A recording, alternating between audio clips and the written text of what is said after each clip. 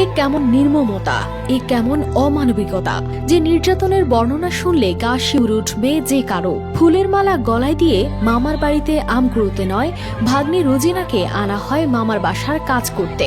ভুক্তভোগীর ভাষ্যানুযায়ী এরপর কারণে অকারণে ভুল ধরে তার উপর পৈশাচিক নির্যাতন চালান তার আপন মামি। পুতা, কাঠ কিংবা দা, যখন সামনে যা পেতেন তা দিয়েই পিটিয়ে জখম করতেন মামি।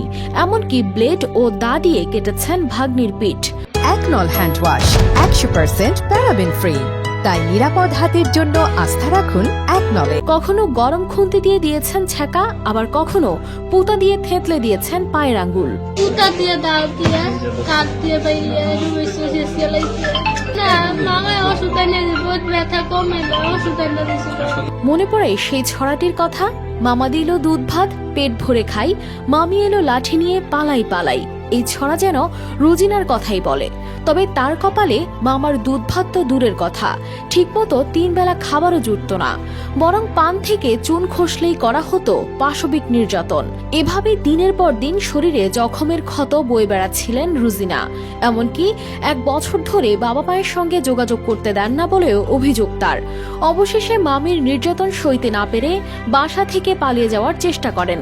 চাঁদপুর শহরের মাদ্রাসা রোডে কান্নারত অবস্থায় তাকে দেখে স্থানীয়রা পুলিশের কাছে খবর দেয়। পরে পুলিশ মামা রুবেল মোল্লা ও মামি রোকেয়া বেগমকে আটক করে।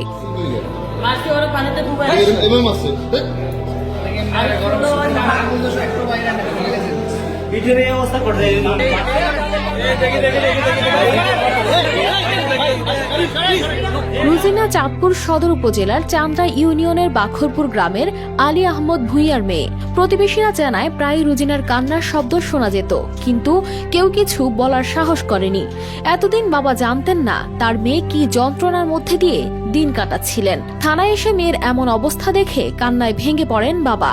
দোষীদের দৃষ্টান্তমূলক শাস্তি নিশ্চিত করার দাবি জানান তিনি। News desk, RTV।